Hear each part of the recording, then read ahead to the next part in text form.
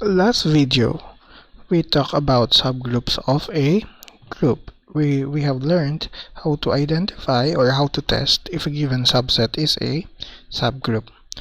In this lesson, we will be talking about a method on how to construct a subgroup out of a given element of a group.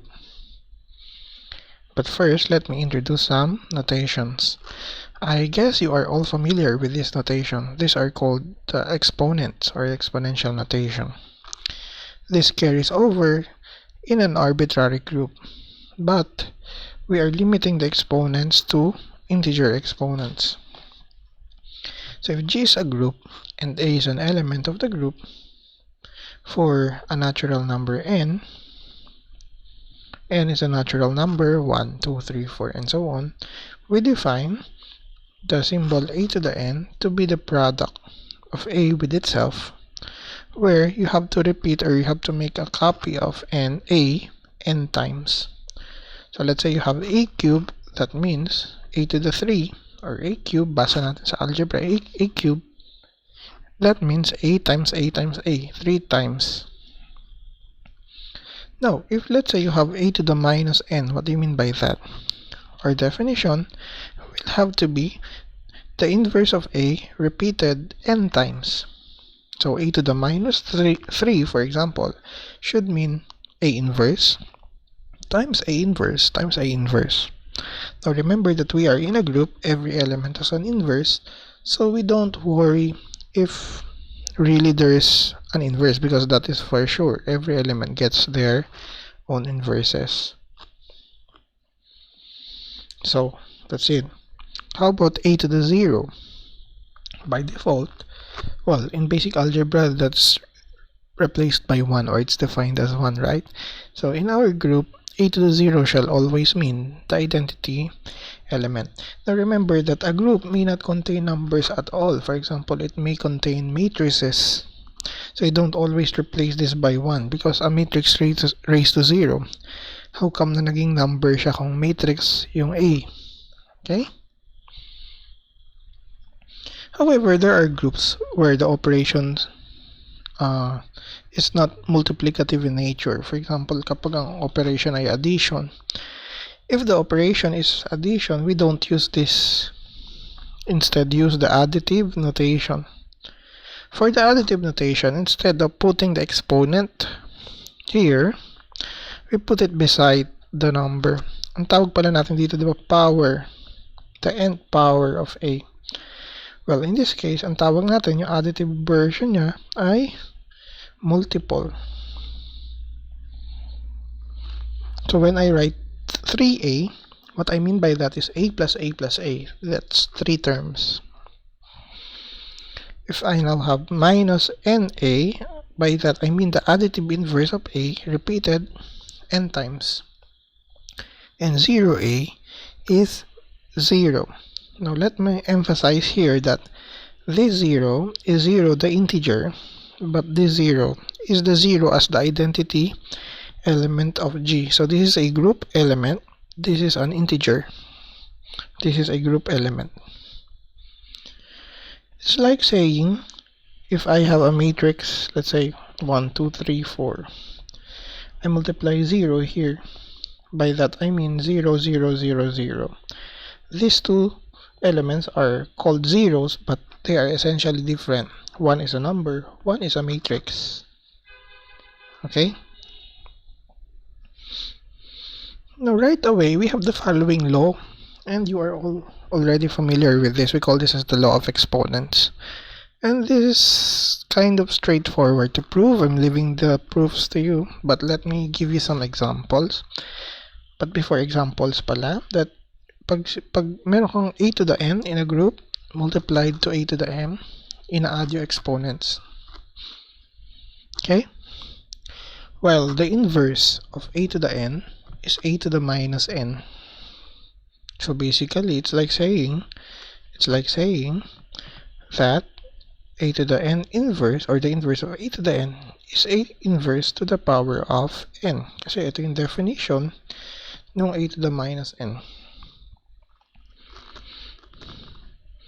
And if we have a to the n raised to an exponent m, the power is a to the n times m. To illustrate, so if you have a cubed times a to the minus 2, that really meant a times a inverse. You get two factors over here. So you can see this will cancel because they are side by side, and when this will cancel. What's left is a single a, which is a to the 1. Nagkataon si 1 ay 3 plus negative 2. So that's the law of exponent number 1. So pag meron kang a cube inverse, that's a, quantity inverse, shoes and socks property, etong a na to talaga, ito siya. Right? So nangyari, tatlong a inverse, that's a to the minus 3. Next, a squared cube actually meant a squared. How many a's are there? 6. And it just so happens that 6 is 2 times 3. Okay? Well, to master this, one good example is to use matrices as an illustration, because matrices they don't look like numbers. So let's consider computing the following. Given A and B in GL 2R, so ito yung mga non-singular matrices natin under matrix multiplication. Let's calculate the square of AB. How do we calculate the square of AB? The first thing that we do is we multiply AB, then whatever the result is, we take the square or we multiply it to itself. So first, let's calculate AB. How do we calculate AB? Tinuruan ko kayo ng technique for multiplication. For AB, just write A here, and then write B here. Then we will be multiplying rows by columns. Rows like this by columns. Okay? It's like taking the dot product. So 1 times 2 plus negative 1 times 0, that's 2. For here, 1 times 1 plus negative 1 times negative 1 is 1, so this is 2 as well. Next, second row by first column, 1 times 2 plus 1 times 0 is 2. Okay? Second row, second column, 1 times 1 plus 1 times negative 1, that's 0. So therefore, AB is the matrix 2, 2, 2, 0. How about AB squared? How do you do AB squared? AB squared. Ulitin ko sa AB dito. Dito sa AB ulit. Because AB squared is AB times AB. Okay? We'll multiply once again. 4 plus 4, 8. 4 plus 0, 4. 4 plus 0, 4. 4 plus 0, 4. So the answer is, what's AB squared? AB squared is 8, 4, 4, 4. Okay? How about A squared times B squared? How do we multiply A squared times B squared? So here we first get the square of A, then the square of B, then kung ano yung mga products yung multiply natin sila. Let's begin with A squared. A is 1, negative 1, 1, 1, 1, negative 1, 1, 1. So let's multiply. 1 times 1 plus negative 1, 0. Negative 1 plus negative 1 is negative 2. 1 times 1 is 2. Negative 1 plus 1 is 0. So therefore, A squared is the matrix 0, minus 2, 2, 0. How about B squared? B is 2, 1, 0, negative 1, 2, 1, 0, negative 1. This is 4 plus 0, 4. 2 minus 1 is 1. 0 plus 0 is 0. then 0 plus 1 is 1. So therefore, what's a squared b squared? Multiply ulit tayo. Lalagay ko yung a squared dito.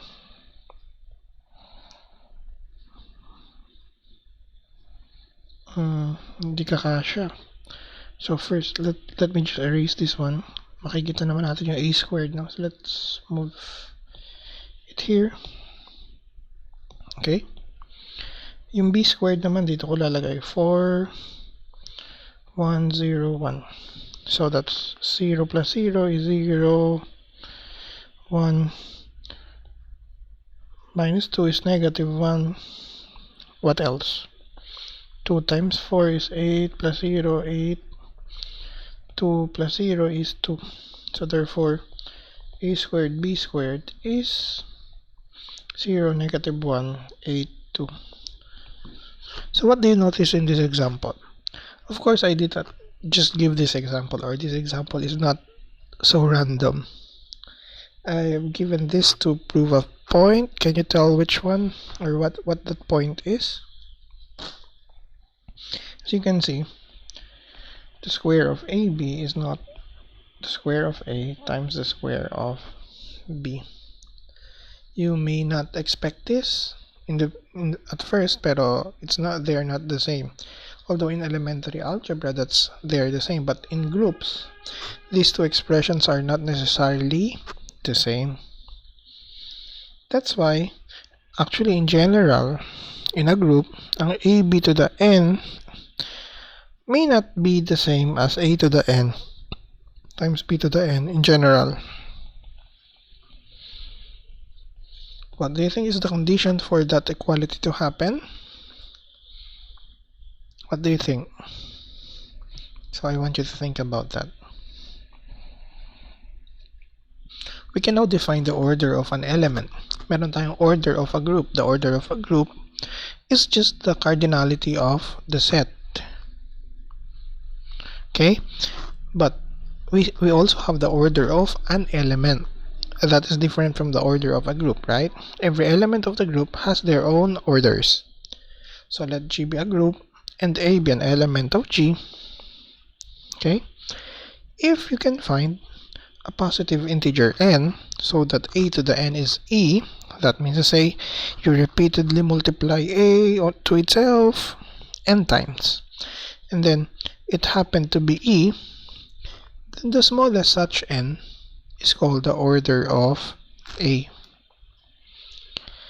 Okay? For example, you have an element A that is not the identity, tapos i-square mo, kinub mo, tapos nakita mo, nung kinub mo yung fourth power, naging identity. Kung dun siya maging identity for the first time, kasi we require n to be the smallest, you call for the order of A. That order is denoted by this symbol. Now, take note to not confuse it with absolute value. Kaya kapag mga numbers yung mga elements ng group, I don't really use this notation because it might confuse you to thinking that this is the absolute value. It's not. Okay? Now, it can happen that no such n could ever exist. If no such n can exist, we say that the order of A is infinity, or we say that A has an infinite order. Now, take note that in a group, the identity element is of order 1 because E to the 1 is E, and it is the smallest positive integer that could do that. In fact, the only element of order 1 in any group is the identity element. Okay? Second, if the order of A is a finite integer n, is a positive integer n, then that means to say that A to the n is E, or A raised to the n power is E, and A to the k is not E for all k less than n, for all positive k which are less than n, because by definition n is the smallest such. So any integer lesser than n or any positive integer lesser than n cannot possibly do this. That's why A to the k is not E for positive k less than n. Let's consider some examples. In the additive group Z of integers, you see that every non-zero element has an infinite order. For example, 1. Now here the operation is addition, so you have to repeat addition. You have to repeatedly add the element to itself. So if you look at the element 1, for example, you see that 1 plus 1 is 2 plus 1 plus 3 plus 1, 4 plus 1. Will this ever get to a sum equal to 0? That's impossible, right? So therefore 1 is of infinite order. In fact, that is true for any non-zero element. The only element of Z that has a finite order, in fact, is the element 0, which is the identity. It is of order 1. Okay? Because only 1 0 is what you need to get 0. It's like that. Let's consider again the group Z sub 6. It has 0 to 5 as elements. It's the order of 0. That's identity, so that's 1. What's the order of 1? So we try. 1 plus 1 is 2 plus 1, 3 plus 1, 4 plus 1, 5 plus 1, 5 plus 1 is 6, but 6 modulo 6 is 0. So the sum happened to be 0 the first time after 6 terms. Therefore, the order of 1 is 6. So that's how you know. How about the order of 2? 2 plus 2 is 4 plus 2 is 6 modulo 6 is 0. So how many terms did we need to get a sum of 0 for the first time? 3. How about the order of 3? 3 plus 3, oh, this is already 0 in Z sub 6, so 3 has order 2. How about the order of 4? 4 plus 4 is 8 modulo 6, it's 2 plus 4, oh, 2 plus 4 is 6 modulo 6 is 0, so finished. So this is of order 3. How about the order of 5? Okay, let's see. 5 plus 5, 10. But modulo 6, that's 4. Plus 5, 9. Modulo 6, that's 3. Plus 5. Modulo 6, that's 2. Plus 5. Modulo 6, that's 1. 5 plus 3, 7, right? Plus 5. 1 plus 5 is 0. So we need 6 5s in order to get a sum of 0. 0 for the first time, so the order is 6. So that's how you know the order of each element by definition. Is there a short way to get the order? Yes, but we will not be talking about it in this lesson. So let's go back to our examples of matrices. Say A is this, B is that. What's the order of A? Well, we will take the square of A. So I will write A over here, tas lalagay ko ulit si A dito. Yeah. So A squared 1 plus 1 is 2. Tama ba ako? No. 1 plus 0. 1 plus 0 is 1. Negative 1 plus 1 is 0. 0. By the way, I forgot before I continue. Ano ba yung identity ng group na ito? We need to identify that in order to know when to stop. Identity. Diba ang identity na ito yung I, which is the matrix 1, 0, 0, 1, yung tinatawag natin identity matrix. Okay, let's continue. 0 plus 0 is 0, 1 plus 1, 0 plus 1 is 1. Oh, so A squared is already the identity. So the order of A is 2. How about the order of B? So let's try B squared.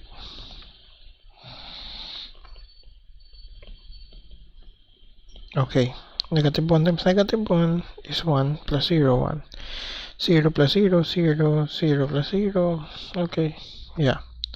Again, the square of b is identity, so the order of b is 2. How about AB? So first, we wouldn't know kung hindi muna natin i-multiply yung AB. AB, let's multiply on the side.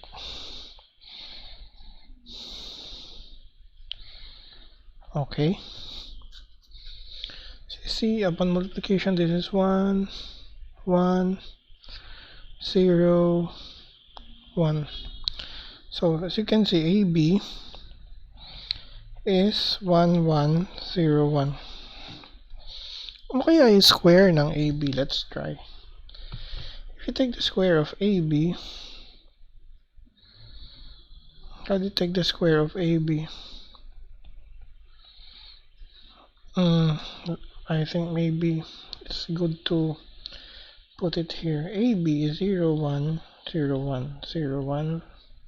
No. Sorry. 1, 1. Okay. So, ano AB squared?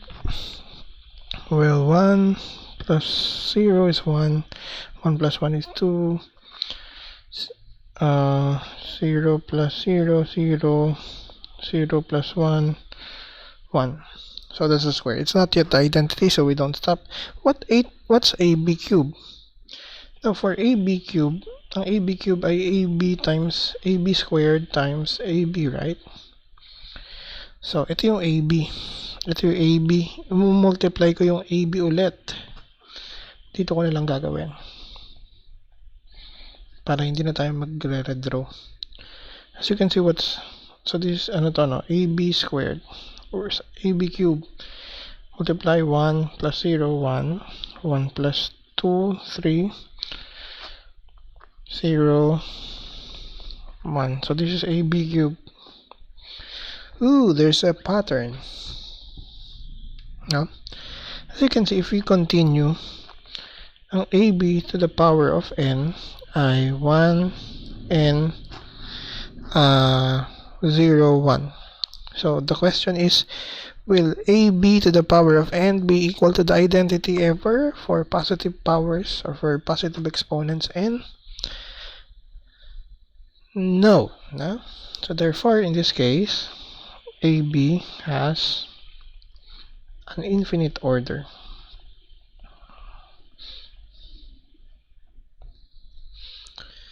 So, ang moral of the story, kahit na yung mga elements mo ay finite ang orders, let's say si A at si B, yung product nila is not guaranteed to have a finite order. Sometimes the product of two finite ordered elements has an infinite order, just like in this example.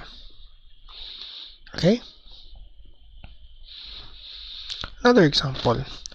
Let's consider the Klein-4 group V with elements E, A, B, C. Sometimes V4 is written as V.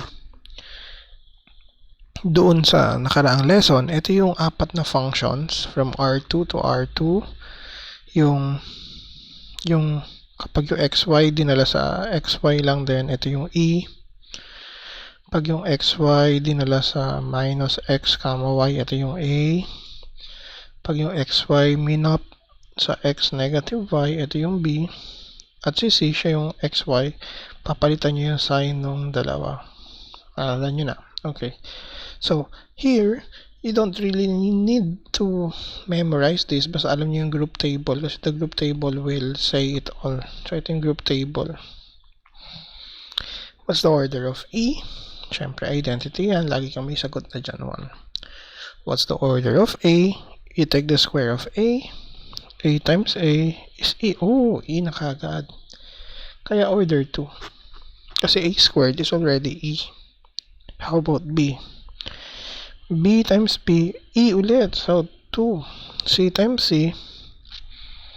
Oh, E ulit. So, ang order ng mga elements ay 1, 2, 2, and 2. Okay? Oh. Let's now consider the multiplicative group of non-zero complex numbers. For this group, the operation is, kaya non-zero, ano, tinatanggal natin 0, the operation is multiplication. So, laging ganun. Pag tinatanggal yung 0, by default, ang operation ay multiplication. What's the order of negative 1? If you take the square of negative 1, what's the result? Right, 1. So, ang identity pala dito, by the way, is 1. So, this has order 2. Okay? Kaya, this is the reason why I don't like to use the notation for numbers. Kasi, for example, the order of negative 1 is 2. Kapag susulat mo siya gamit yung notation natin, medyo weird makakita ng ganyan. So, I don't normally use this kapag mga numbers yung example. What's the order of I? Let's consider I squared. Ano yung I squared? Negative 1. I cubed minus 1 times, I cube is I squared times I, so minus I to the 4th, this is I cube times I, minus I times I, minus 1, oh, 1 na siya.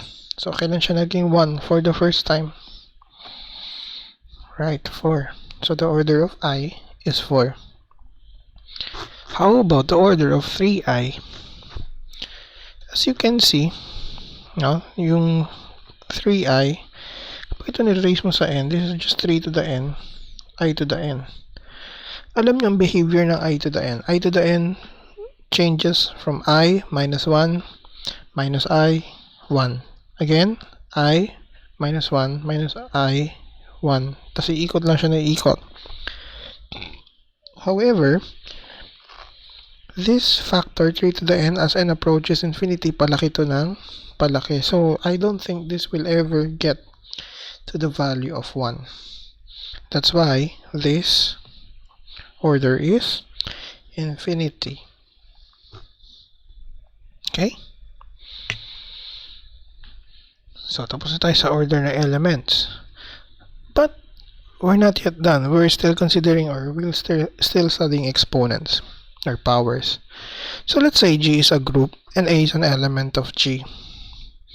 Consider the set H. Ano laman ng H? Mga powers or mga integer powers of A. So pag nilista ko yung mga integer powers na A, all in all, ganito siya. Now first, sa simula, you might have an impression that this set is infinite, no? But you know, not necessarily kasi especially when G is finite, sa listahan na ito, dahil finite yung G, may uulit at may uulit dyan. Okay? So, remember, this set is not always finite, but this can be infinite sometimes, especially when G is infinite.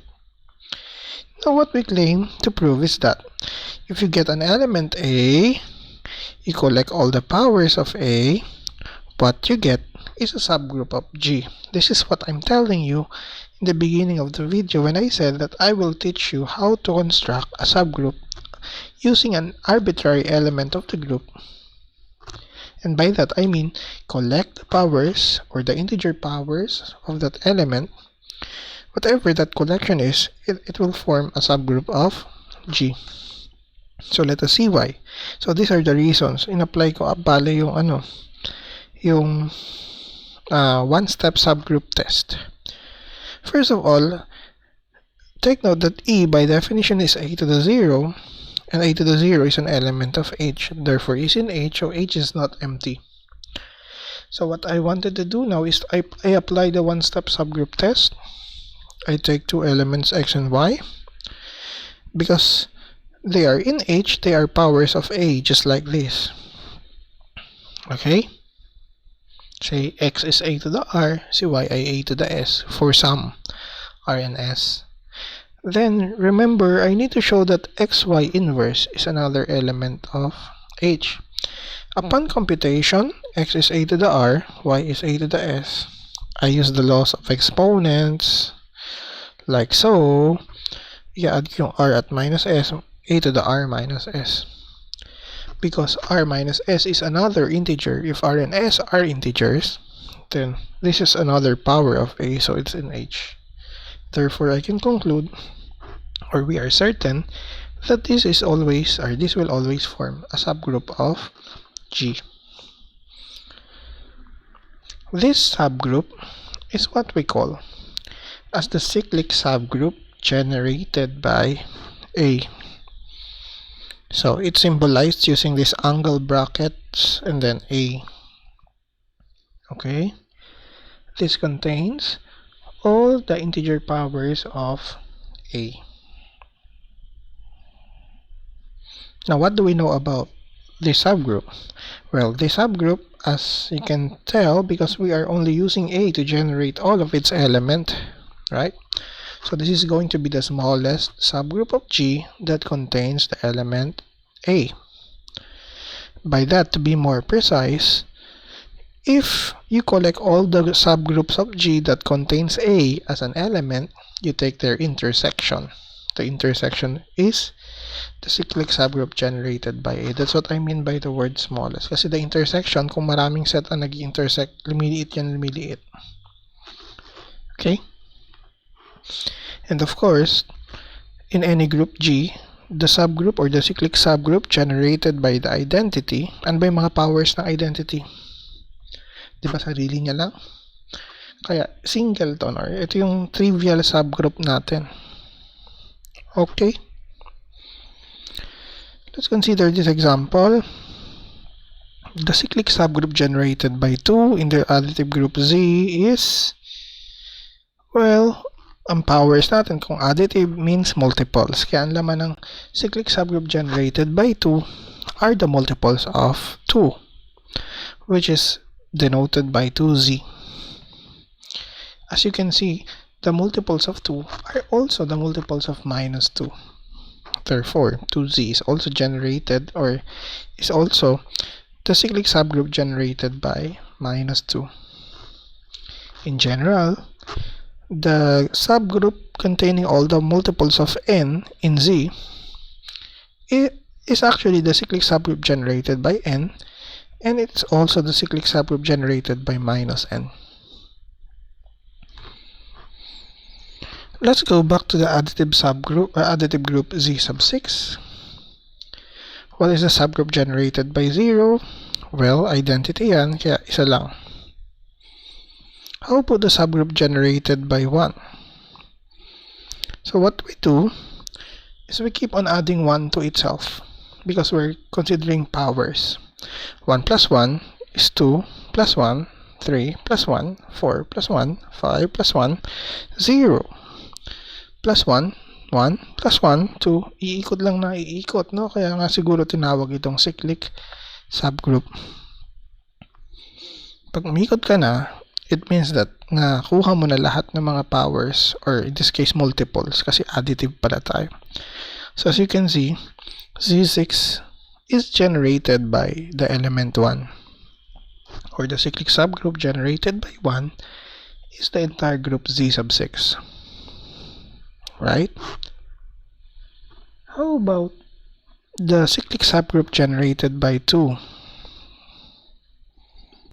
For this, we start with 2 plus 2, 4 plus 2, already 0. So pag nag-add ka ulit ng 2, 2 na ulit, iikot lang ng iikot niyan. So the cyclic subgroup generated by 2 is the subgroup containing 0, 2, and 4. So right now, we already know that whatever that we will be generating here are subgroups. Okay? How about the subgroup generated by 3? How many elements do we have? Siyempre, 0 is there. 3. 3 plus 3, already 0. So, tapos na kasi iikot ka na lang na iikot. How about the cyclic subgroup generated by 4? So, 4 plus 4 is 8. Modulo 6 is 2.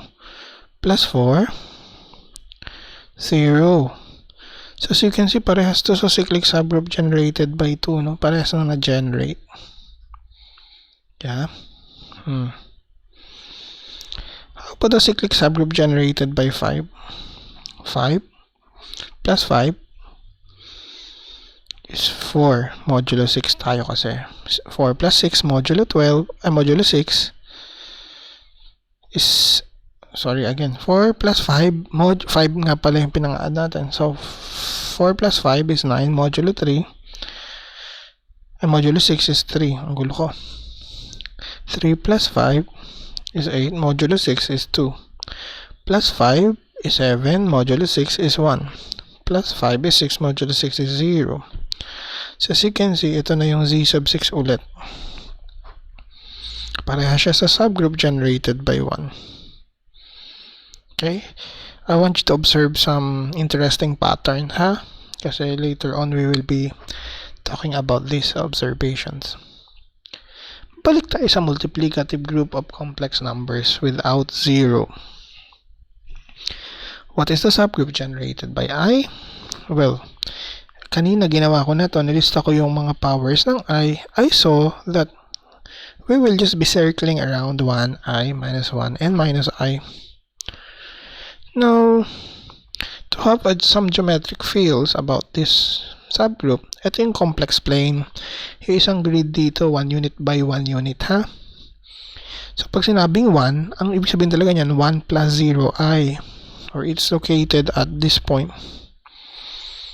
Right? 1 plus 0i. Yung I, 0 plus 1i. So, nandito si I. Si negative 1, ang ibig sabihin nun, negative 1 plus 0i. So, nandito siya. Si minus I, 0 plus negative 1i. So, nandito siya sa 0, negative 1.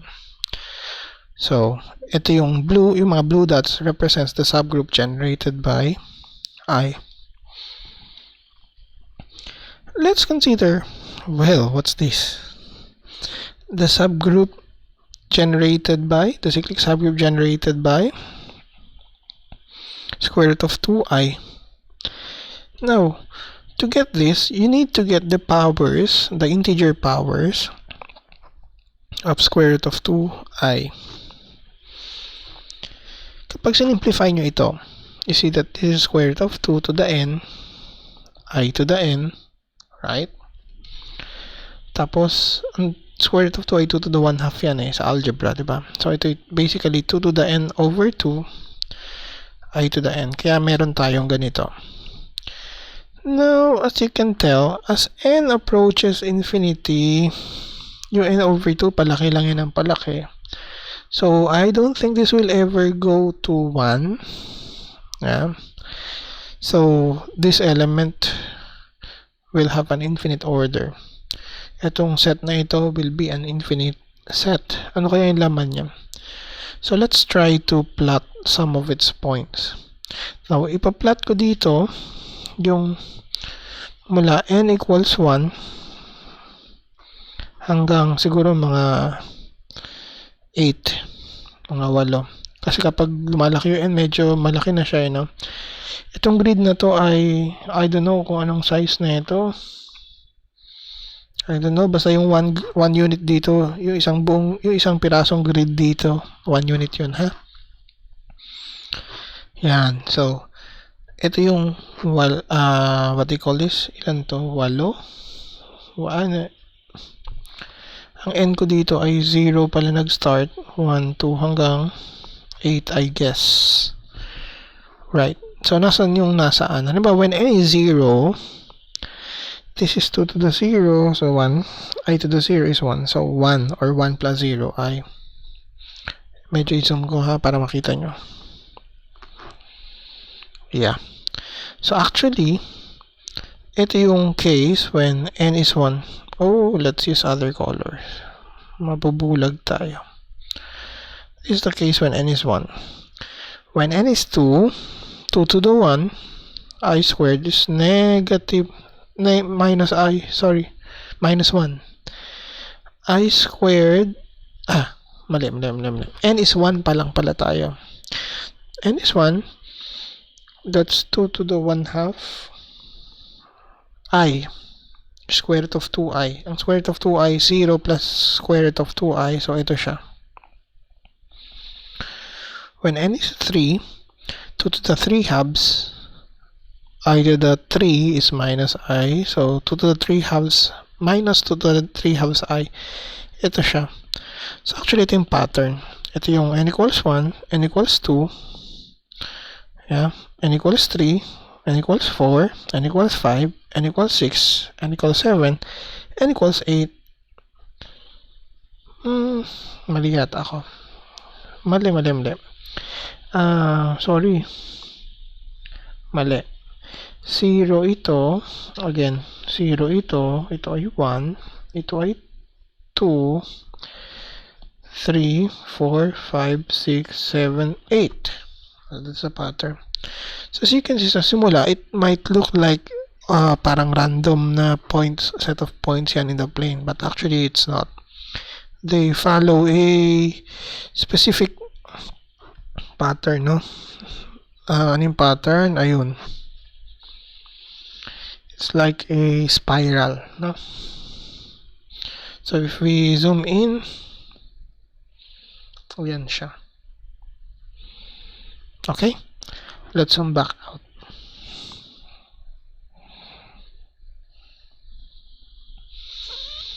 No, meron tayong tanong.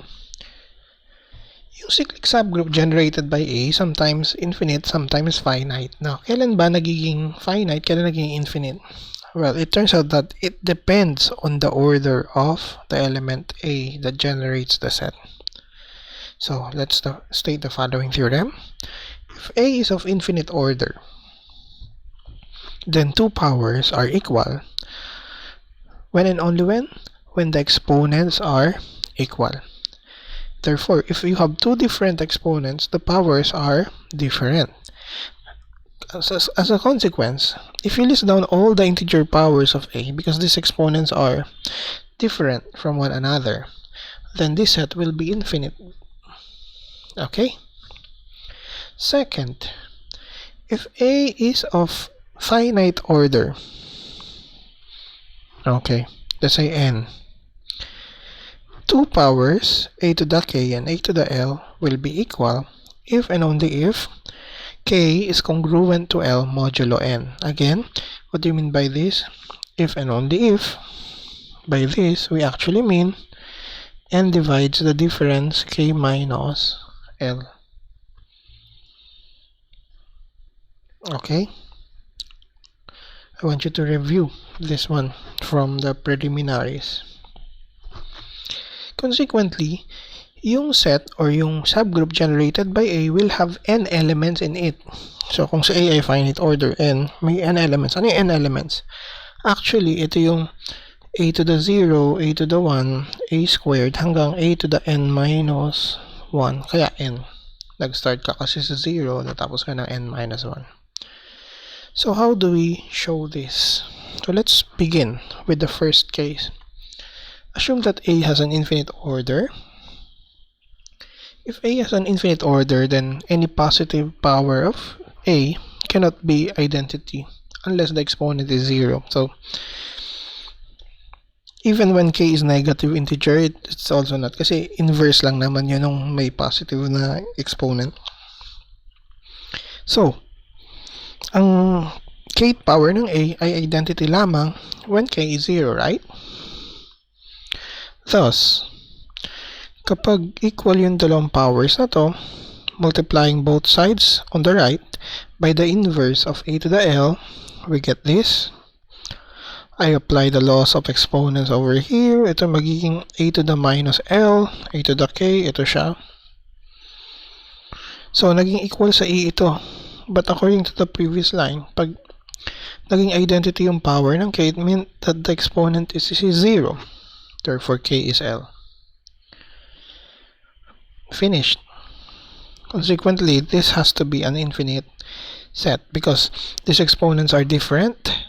There are infinitely many different exponents. Therefore, there are infinitely many powers. So this is the tricky part whenever A has a finite order n. First, I want you to observe that let's say if A has order 4, pag si A ay may order na 4, pag nilista mo yung mga positive powers ni A, ito yun, syempre ito yung identity, A squared, A cubed, A to the 4th. Ang A to the 4th mo ay identity kung si A ay may order na 4. Correct? At itong tatlong nauna, hindi yan pwedeng maging E. Kasi nga order natin ay 4. Anong a to the 5th? Well, a lang to. Diba? A to the 6. Ang a to the 5th kasi is a to the 4 times a. So, identity to. So, a na lang. Ang a to the 6 is a to the 4 times a squared. Identity to. Kaya ito ay a squared. A to the 7, a to the 4th, a cube. So, this is a cube. Again, umiikot ka na ng umiikot. A to the 8, ito yung maganda. Identity parehas to, kaya ito yung e. So, ang a to the 8 ay e ulit. So, pag order 4, tuwing kailan bumabalik sa e? Kada ilang beses? 4 times. Therefore, the power a to the k will be e if and only if n divides k. Just like in this example, because 8 is divisible by 4, or 4 divides 8. Okay? Thus, these two powers are equal if and only if multiply ko sa kanan yung inverse ng a to the l, ito siya. Using laws of exponents, ito siya. Kapag ito yung naging e, sabi nung na previous line, dapat si n din i-divide si k minus l. And by definition, yun na yung k is congruent to L mod n. To prove our last claim, dapat ma-prove natin na ang laman na itong cyclic subgroup generated by A ay ito lamang. How do we do that? Well, let's pick how do you show the two sets are equal. You show that they are subsets of one another. So let's first pick that an arbitrary element x in the left-hand side. Then, of course, because this contains integer powers of a, x itself is an integer power of a, let's say a to the m. Now, the key ingredient here is the division algorithm for z. Ang gagawin ko, yung m na ito, i-divide ko by n, kukunin ko yung quotient at saka yung remainder. So, by doing that, we're actually writing m in the form n3 plus r, where q and r are integers, and r being the remainder, it has to be less than n, but greater than or equal to 0. Okay? So what is x? X is a to the m. By the division algorithm, it's nq plus r. Apply the laws of exponents, magiging ganito siya. Now, because a has order n, ang a to the n ay e. So ito ay e to the q times a to the r, or simply a to the r. So what happened is that si x ay a to the r. Eh dahil si r ay nanggagaling lang from 0 to n minus 1, remainder yan eh. Ang itsura na a to the r is just one among this, which proves that x is in this set. So which proves that this collection, nandito kasi si x originally, na-prove natin na nandito siya afterwards. So it meant to say that this is a subset of that. Now, trivially, all these powers of A are in here because by default, this contains the powers of A. Therefore, being subsets, they are equal, and we are done. So these are some of the corollaries, of course. Because of the previous theorem, the order of A dictates the number of elements in this set or in this subgroup. Therefore, the order of A is equal to the number of elements in the cyclic subgroup generated by A. Furthermore, because if A has a finite order n, and R is the remainder when n is divided by n, this should be n. This is wrong. Okay. We know that n is congruent to R modulo n, correct? Therefore, a to the n is equal to a to the r, where r is the remainder when n is divided by... May mali dito. What's wrong? Alam ko ng mali. Dapat hindi ako gumamit ng n dito. I should have used here m, let's say, na-confuse tayo doon. Ito yung m. When m is divided by n. Okay. So this is correct now. If a has a finite order n, then the power a to the m equals a to the r, where r is the remainder when m is divided by n. Kasi kapag si r yung remainder when m is divided by n, we know that m and r are congruent. Kasi nga, tingnan nyo to. M minus r is nq, so it means to say that n divides m minus r. Kasi m congruent kay r mod n. Okay? Let's look at this example. Consider the matrix A. Calculate A raised to 103. So, let's try some few powers of A. Let's begin with A squared. A squared is this. Okay? So, what's the product? 0 plus negative 1 is negative 1. 0 plus 0 is 0. 0 plus 1 is 0. 0 plus 0 is 0. What else? Negative 1. So this is negative 1. So this is a squared. So I wanted to do a cube. Let's move it over here. I wanted to do a cube. So itong a squared na ito, multiply ko once more sa a. So kung ano ilalabas dyan, a cube. Negative 1 times 0 is 0 plus 1, 0, 0. Negative 1 plus negative 1 is 1 plus 0 is 1. 0 times 0, 0 plus negative 1. Okay. Is that correct? That's a cube. So, hindi pa rin identity, no? Remember, ang goal natin maging identity. Bakit kaya goal ko ito? Let's see.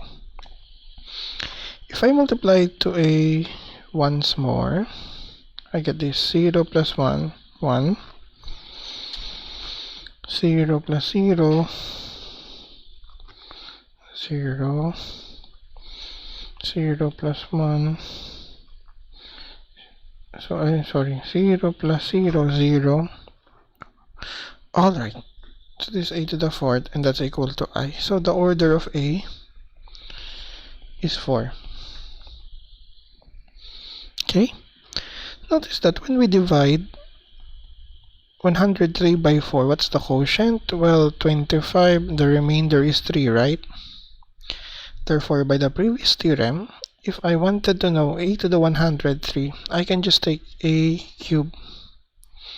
And a cube in this case is 0, 1, negative 1, 0. Okay? So in the next lesson, we will be talking about groups which are generated by single elements, and these are called cyclic groups.